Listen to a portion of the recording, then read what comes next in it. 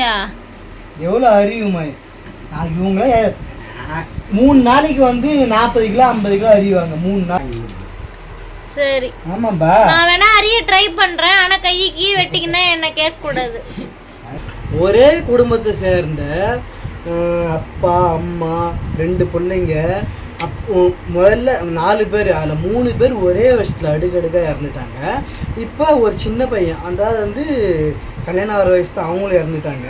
எதுக்கு இந்த உலகத்தில் வந்து மனிதர்களை படைச்சிட்டு அவரே எடுத்துக்கிறாரு? ஒரு மனிதரை படைக்கிறாங்கனாக்கா அவர் ஆண்டு அனுபவித்து பேரம்பேத்தி புள்ள குட்டி எல்லாத்தையும் பார்த்து ஒரு சந்தோஷத்தோடு இறக்க வைக்கிற இந்த பூமியில் எதுக்கு எந்த ஒரு சந்தோஷமே இல்லாத படைச்சி எதுக்கு இறக்க வைக்கணும்? ரொம்பவே கோரமான விஷயம் தான். ஆனால் எங்கள் ஊரில் இன்றைக்கி நடந்த விஷயம் பார்க்கும்போதெல்லாம் என்னம்மா எப்படி இருக்க கேட்பாங்கல்ல, ஊச வாடான்னு.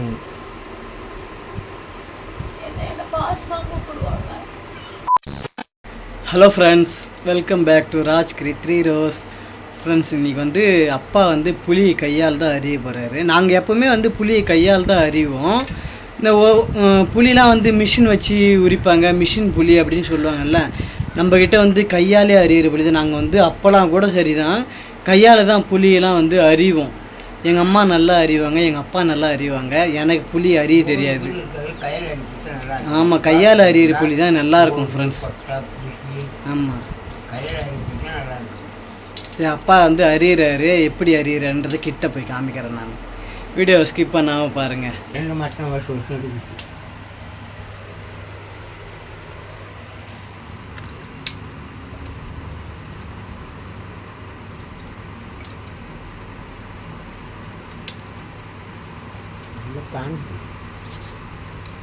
கொஞ்சம் நயப்பாக இருக்கும். அதெல்லாம் கொட்டவும்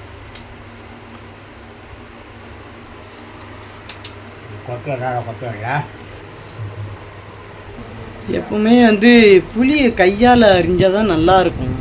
மிஷின் புளிலாம் வந்து அவ்வளோவா டேஸ்ட்டும் வராது. அதில் வந்து தோல்லாம் நிறைய இருக்கும். இதில் வந்து பூச்சி இருக்காது, தோல் இருக்காது, புளி நல்லா இருக்கும். அரிஞ்சி காய வச்சு அதுக்கு விற்கா ஆமாம். சில பேர் வந்து கொட்டையோட வாங்குவாங்க புளியை. நிறைய பேர் வந்து சீட்லெஸ்ஸை தான் வாங்குவாங்க. ஏன்னா கொட்டையோட வாங்கி வச்சாக்கா அது வந்து பூச்சி பிடிச்சிடும், வண்டு அடிச்சிடும். அதனால தான் வந்து நிறைய பேர் வந்து அரிஞ்ச புளியாக கேட்பாங்க. அரிஞ்ச புளி தான் வந்து ஒரு வருஷம், அதான் 1 வருஷத்துக்கு அரிஞ்ச புளி நல்லாயிருக்கும். 1 வருஷத்துக்கு 2 வருஷம், 1.5 வருஷம் 2 வருஷம் வரைக்கும் நல்லாயிருக்கும். அரிஞ்சு வச்சா தான், கொட்டையை எடுத்துகிட்டா தான் நல்லாயிருக்கும். கொட்டையோடு வச்சுருந்தா வச்சுங்க ஒரு 20 நாள்லேயே பூச்சி அடிச்சிடும். அதனால தான் எல்லாருமே வந்து அரிஞ்ச புளி வாங்குவோம். ஆமாம், இப்போ வந்து கொட்டை புளி வந்து கிலோ 50 ரூபா வச்சுங்களேன். அரிஞ்ச புளி வந்து 130 ரூபா 140 ரூபா விற்கும். ஒரு எக்ஸாம்பிளுக்கு தான் சொல்கிறேன். எல்லாருமே வந்து இப்போ வந்து அரிஞ்ச புளி வந்து 150 ரூபா விற்கிறாங்க அப்படி வச்சுங்களேன். நம்ம வந்து 140 ரூபா விற்போம்.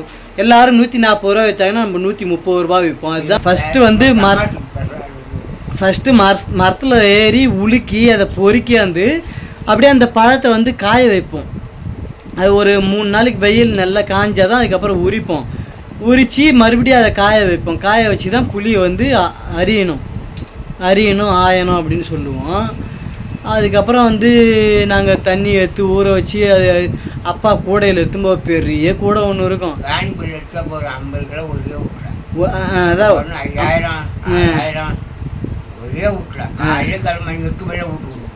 பெரிய கூடையில் எடுத்துன்னு போவார் சைக்கிளில். அப்போ சைக்கிளில் தான் பாண்டிக்கு எடுத்துன்னு போவார் சைக்கிளில்.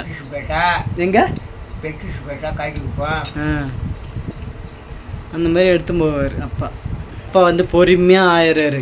முதல்ல வந்து பட்டுன்னு அந்த விரலை நறுத்துக்கினே போவாங்க. அது மாட்டு கொட்டை கீழே ஊந்துக்கினே இருக்கும். அந்த அளவுக்கு புளி அறியுவாங்க. இப்போ வந்து வயசாகிடுது அப்பாவுக்கு, அதனால் பொறுமையாக அறிகிறாரு.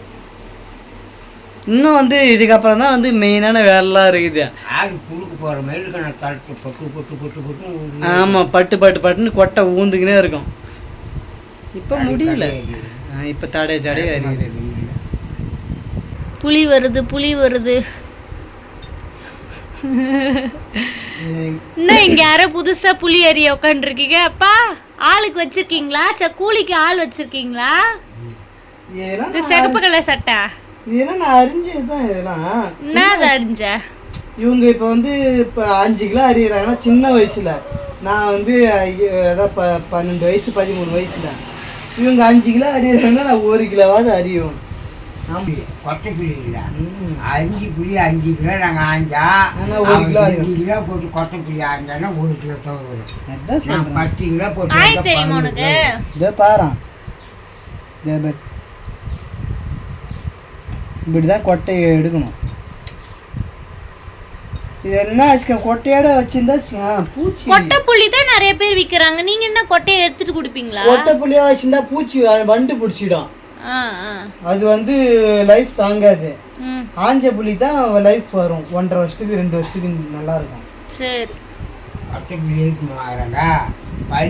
புளி வந்து உமிரியாவை அறிஞ்சா, அதனால அது மெனக்கிட்டு கிலோ 10 கிலோ கொடுத்து அறியணும் போகணும். அதுக்காக ஆஞ்சி புளியா ஆஞ்சிட்டு யார் உக்காந்து அறிவாங்க? கழுத்து இருக்குது காலை. இப்ப நீங்க எவ்வளவு புளி அறிவீங்க? எவ்வளோ அறிவுமா இவங்கள 3 நாளைக்கு வந்து 40 கிலோ 50 கிலோ அறிவாங்க. 3 நாள்ல அது அறிவாங்க. ஒரு 5 பேர் அறிவாங்க, 3 பேர் அறிவாங்க. இல்ல, அப்ப கூலி வச்சிருந்து அறிஞ்சீங்க, இப்ப எப்படி அறிவீங்கன்னு கேக்குறேன். அப்பெல்லாம் குட்டை வேலை கிடையாது, ஏரி வேலை கிடையாது. இந்த வேலைக்கு தான் வருவாங்க. கிடையாது, இந்த வேலை தான் சுற்றி உக்காந்துக்குவாங்க. ஆமா, எங்க டீ சாப்பாடு. ஆமா, மதிய சாப்பாடு டீ எல்லாம் போட்டு குடி அஞ்சு வைப்பாங்க. அப்படியே எடை போட்டு காசு கொடுத்துருவாங்க.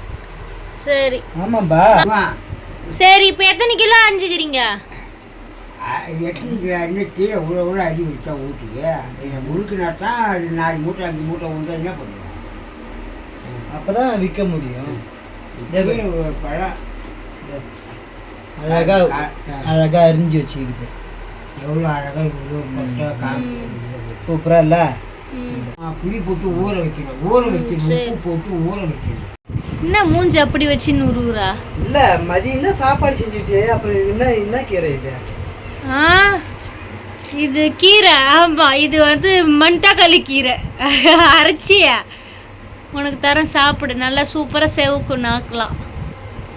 வாசனை இருக்கு கீரை. அரமெண்டல் அது மருதாணி. மருதாணியா? அடிப்பாவி. மருதாணிக்கும் ஃப்ரெண்ட்ஸ், இது மருதாணிக்கும் கீரைக்கும் டிஃபரெண்டே தெரியல. இருக்குது எனக்கு தெரியலையா? எங்க வீட்டு மரம் இப்படிதான் இருக்கும். அப்ப இது மருதாணி கீரை இல்லையா இது? இல்ல அண்ணா, எனக்கு பத்த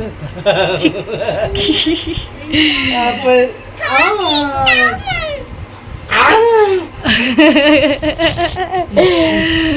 குழந்தைகிட்ட இருந்து புடுங்கி திட்டுறா. அப்பா வாங்கிட்டு இருந்து புடுங்கிட்டாரா? ஐயோ, தராத அப்பாக்கு. ஓடுறு புடுங்கி சாப்பிட்ருவா எல்லாத்தையும். குழந்தைகிட்ட இருந்து புடுங்கி சாப்பிட்றிய, வெக்கமா இல்ல?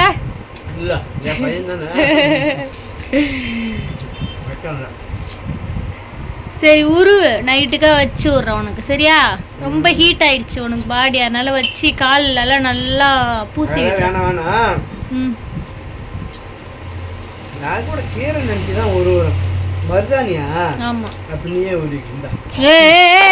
உருப்பட்டு நான் ஒரு ட்ரிக்ஸ். உருப்பட்டு இந்த கீரை உருவுன்னு சொன்னா சரி சாப்பிட வரேன்னு சொல்லிட்டு நானும் உருவனாக்கா இது கடிச்சு மருதானி பாரு எவ்வளோ பெரிய தழையா இருக்கு பாரு. இது எங்க வீட்டுல நான் வச்சது. பெருசா இருக்குது. நான் கீரைன்னு தான் நினைச்சேன். யாருக்கெல்லாம் மருதாணி வேணும்னு சொல்லுங்க, மூட்டையில பார்சல் பண்ணி அனுப்புறேன். பட்டு ஒரு காலத்துல மருதாணிக்கு தெருவா ஓடுவோம், ஞாபகம் இருக்கா? ஆமா ஆமா. அப்பா கிட்டலாம் சொல்லி அனுப்புவேன், அப்பா எங்க இருக்குதோ போய் எனக்கு பெச்சாந்து கொடுங்கப்பான்னு சொல்லுவேன், ஞாபகம் இருக்கா? ஃப்ரெண்ட்ஸ், பட்டுக்கிட்ட கெஞ்சுவா போய் மருதாணி பெச்சிட்டு வான்னு போவே மாட்டேன்னுவாங்களே. அப்பா தான் எனக்கு பெச்சிட்டு வந்து கொடுப்பாரு. அப்புறம் ஒரு நாள் பக்கத்து வீட்டில் ஆட்டையை போட்டு எங்கள் வீட்டில் வச்சா இப்போ மரமாக ஆயிடுச்சு.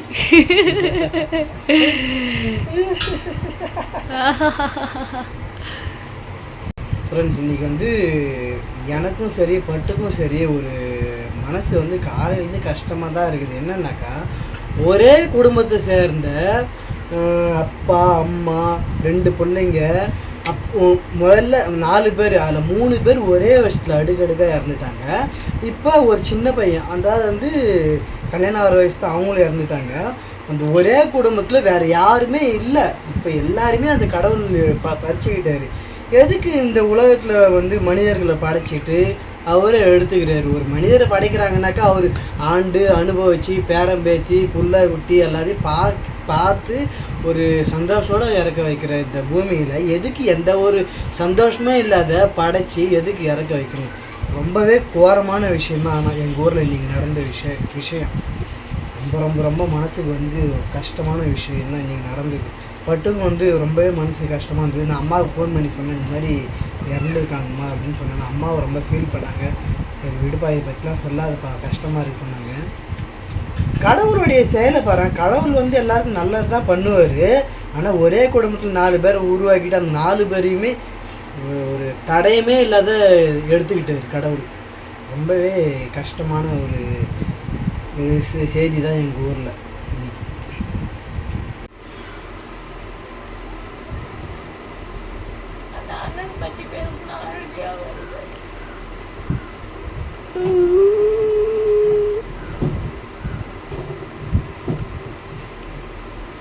அந்த அண்ணன் அவ்வளோ பிடிக்கும் உனக்கு? அந்த அண்ணன் அவ்வளோ பிடிக்குமா?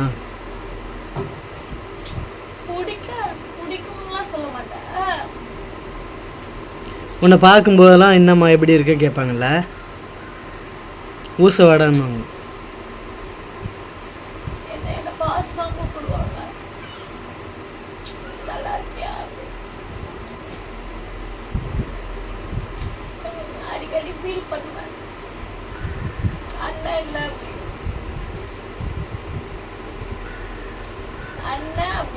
தம்பி